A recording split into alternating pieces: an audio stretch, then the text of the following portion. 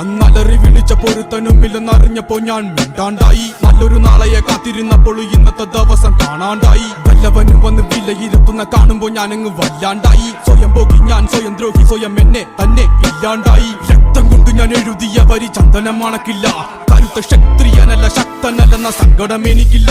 മുഴുത്ത ചക്ക വീണപ്പ ചത്ത മൊയല് കൊമ്പുകൾ എനിക്കില്ല.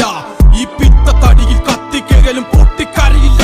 ഞാനിന്ന് മരിച്ചു മരിച്ചു മരിച്ചു മരിച്ചു മരിച്ചു മരിച്ചു മണ്ണടിഞ്ഞവന ഹരിച്ചു കുടിച്ചു